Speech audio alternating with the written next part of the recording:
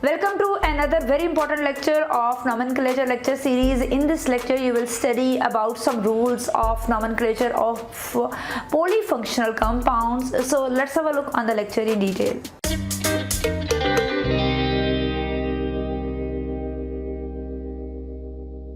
Now look at the nomenclature of some polyfunctional compounds. ऐसे compounds जिनमें हमारे पास एक से ज़्यादा functional group within a same molecules हमें देखने में मिलते हैं.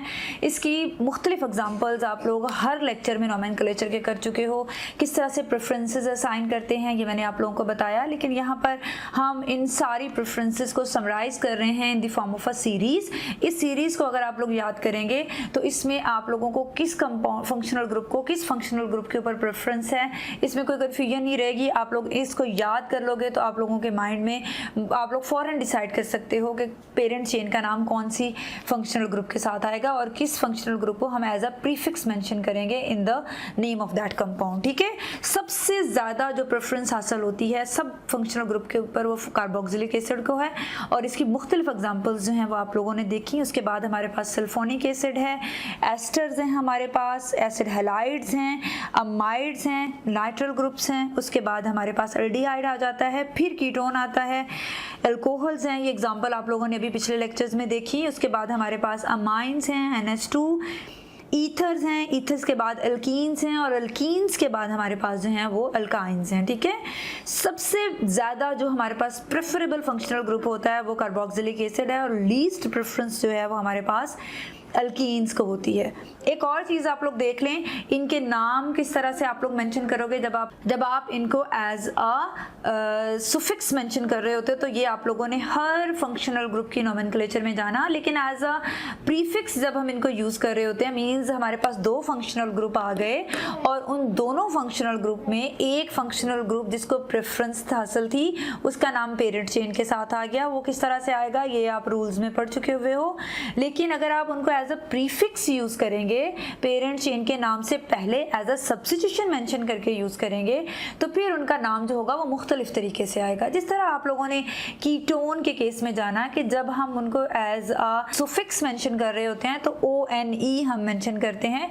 जिस तरह के ब्यूटेन का नाम ब्यूटानोन बना और प्रोपेन का नाम प्रोपेनोन बना, लेकिन जब आप उनको एज अ प्रीफिक्स मेंशन कर रहे थे तो उनका नाम आप ऑक्सो की फॉर्म में रिप्रेजेंट कर रहे थे, कीटोन को एज अ ऑक्सो मेंशन कर रहे थे. ठीक है, इसी तरह कुछ फंक्शनल ग्रुप्स हैं हमारे पास जो कि जब प्रीफिक्सेस के तौर पर आएंगे तो हम उनके नाम किस तरह से मेंशन करेंगे.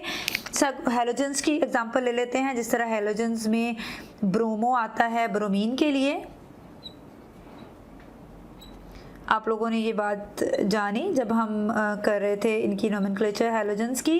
क्लोरो आएगा क्लोरीन के लिए, आइडो आएगा आयोडीन के लिए, फ्लोरो आएगा फ्लोरीन के लिए. आर चेन अल्काइल चेन अगर आपको कहीं पे भी नजर आती है तो उसको आप अल्काइल चेन के तौर पे मेंशन करेंगे. ठीक है, अल्काइल चेन मतलब मीथाइल, प्रोपाइल, ईथाइल, ब्यूटाइल, इस तरह से आप उसको मेंशन करेंगे. फिर आ जाती है आपके पास अल्कोक्सी. अल्कोक्सी में क्या है आपके पास, जिस तरह आप लोगों ने ईथर्स के केस में पढ़ा कि मीथाइल चेन के साथ आपके पास साथ ऑक्सीजन आ रही थी. ठीक है, तो आप उसको मिथॉक्सी, ब्यूटॉक्सी, पेंटानॉक्सी इस तरह से मेंशन कर रहे थे.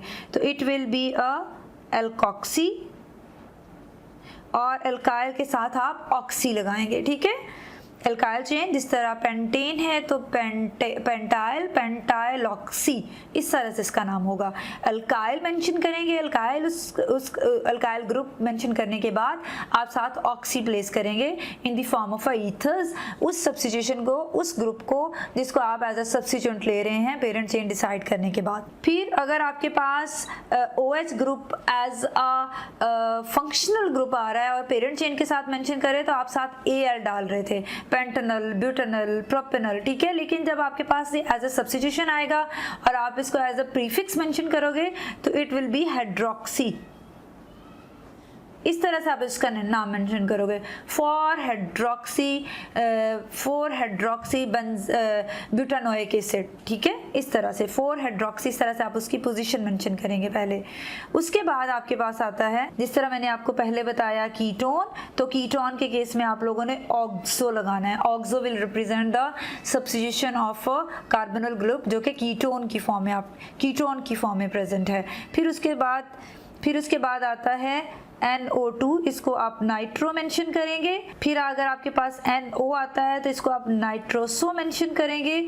और in the last you are having nitrile, अगर ये आपके पास आता है as a preferred substitution, preferred functional group, तो एज अ सुफिक्स आप इसको नाइट्राइल मेंशन करेंगे, लेकिन एज अ अगर प्रीफिक्स आ रहा है तो आप इसको सायानो मेंशन करेंगे।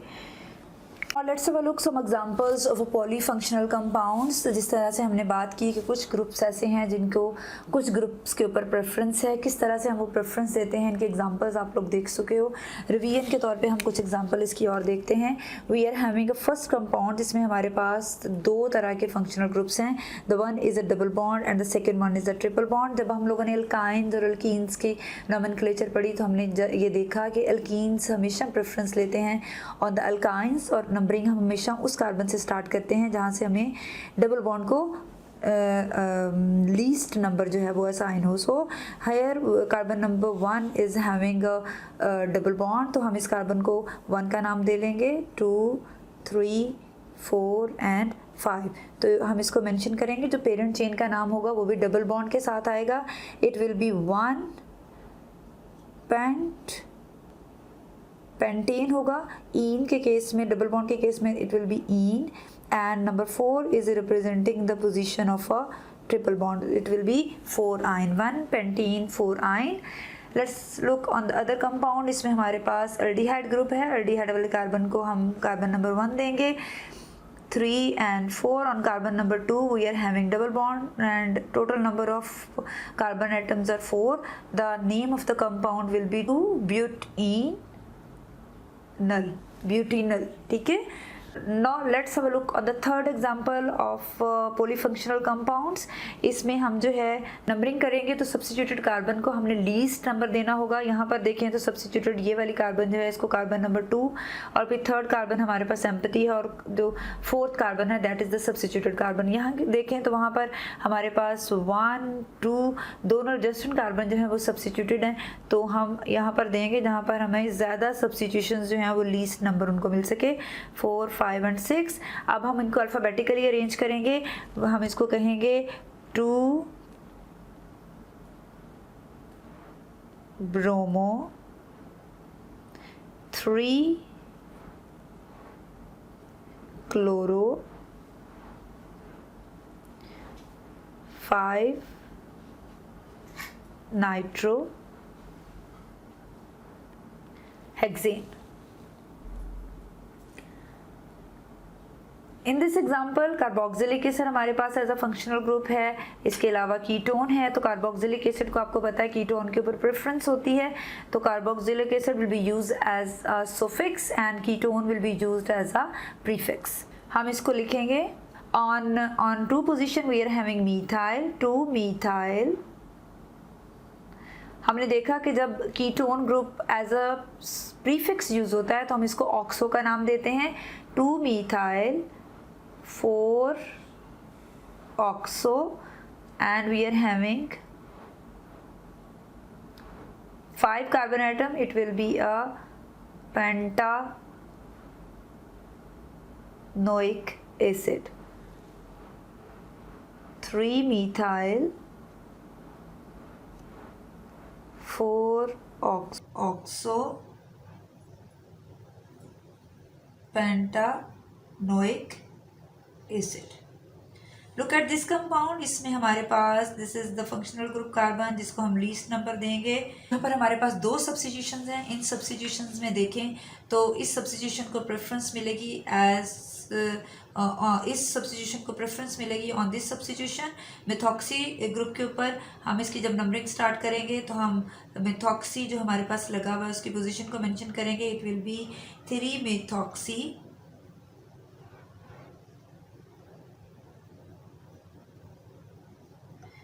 पेंटानॉयल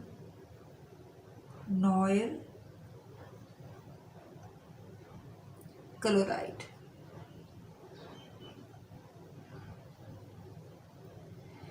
इस कंपाउंड को देखें, carbon number 1 will be the carboxylic carbon 3, 4, 5 and 6।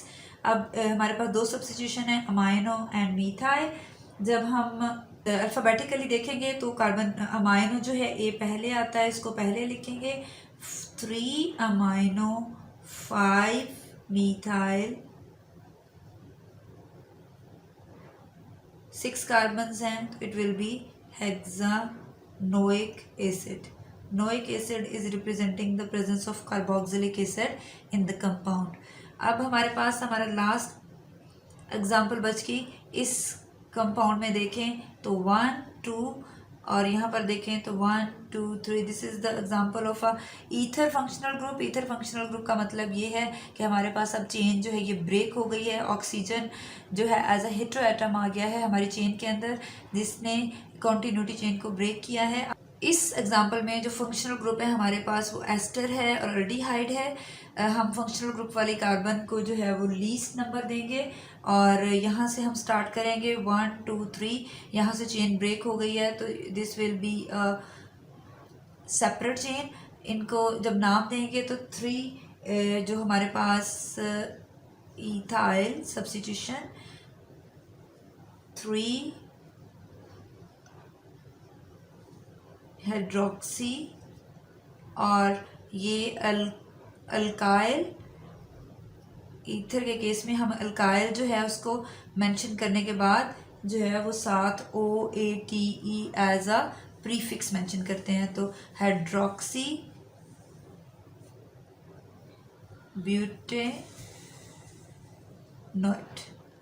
This will be the name of this polyfunctional compound. So this is all about the nomenclature of polyfunctional compounds. We will meet soon in the next lecture. Till then, stay happy, keep learning, and don't forget to subscribe my channel and press the bell icon and like and share my videos if they are increasing your knowledge. और comment section में अपना feedback ज़रूर देते रहें।